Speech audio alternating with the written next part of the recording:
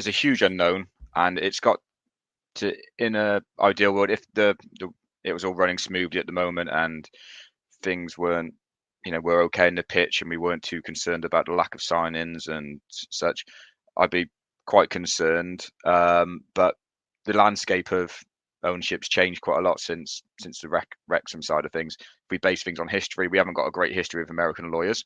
With Bruce Osterman, who had a little plaything for a bit and then realised that he was a bit out of his depth, as he's quite frankly said on with yourself on this pod. And historically, American owners have been well known for leverage buyouts where it's been, and not asset stripping as such, but looking for a return on their investment. And if you're looking for a return on investment in football, it's very few and far between. So, however, since then we've seen what's happened with Wrexham and Birmingham City to an extent as well, and that football's especially in this country, is quite a fashionable thing. So we've got to hope it's in that latter stage of it being there's, like you say, there's numerous options where it could be, but I'm hoping that it's in the latter of it being the fashionable thing, and they're not necessarily looking for any huge financial return from it, but looking to, not so much of a plaything either, but just invest in the things we'd all love to think. They're investing in a local community. They want to see it thrive. They want to see the football club thrive. But it's a great unknown, but we've got names to it, and I guess when you've got big names like that, they've got reputations to keep, and they're hopefully not going to want to tarnish those reputations. Although we've got some, people with some backgrounds that, or some recent happenings that, it was innocent. Someone who's been linked to the club in a recent court case, but I'm sure they wouldn't want, looking like what they invested in a football club and then it went to the wall.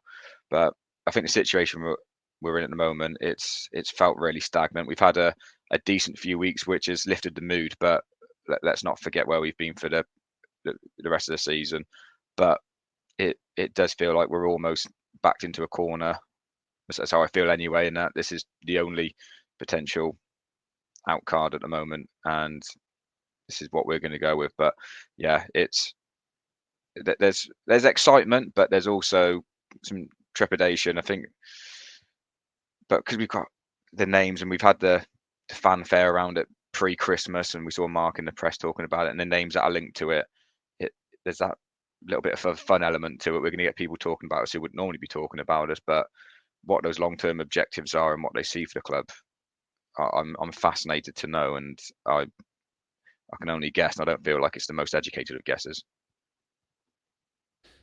Well, that's the thing. There's so much unknown, as we've talked about in the first 11 minutes of this podcast, that it's impossible to state exactly how good or bad a thing this could be for the club. But I think everyone is in agreement that new ownership is needed. It's just a case of being slightly nervous as well as excited about what that new ownership could bring. Yeah, and I think what things we'd all love to see, and is exciting signings. I don't think we've had too many signings to be excited about, and I think even the short term, if we get the ownership and we start looking at actually, we have paid for players in recent. We've paid for Josh Davison. We've paid for back in the old days. We paid for, is it George Donnelly as well?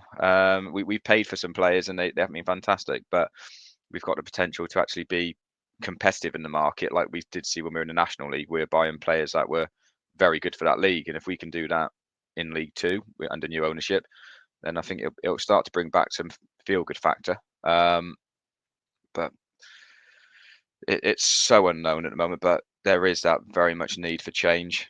Mark and Nicola have come to the end of their tenure, and these things don't happen quickly, takeovers, especially when we've got things that have happened in recent weeks with some of the people who have been linked with the consortium who've potentially had to wait for other things to happen before progressing. But yeah, it is an unknown, as we keep saying.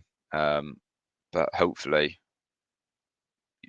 when you have a change in ownership, it should generally be for the better, and it should be someone who's looking to push that club onwards. Often that isn't the case, where we see people who've enjoyed their little plaything for a bit, or they've taken the club to the end of its tenure, and they're looking for someone just to hold the fort for a bit, which we've seen with some. And when they hold the fort for a bit, things go a bit in the air, and clubs like Southend, when with Ron Martin and what happened there.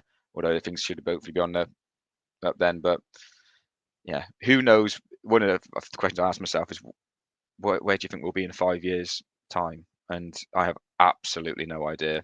Ask me pre-COVID, and I could say probably in between League Two and League One. Whereas now, yeah, who knows? This could be the worst thing to ever happen to Tranmere Rovers. This could be the best thing to ever happen for Tranmere Rovers.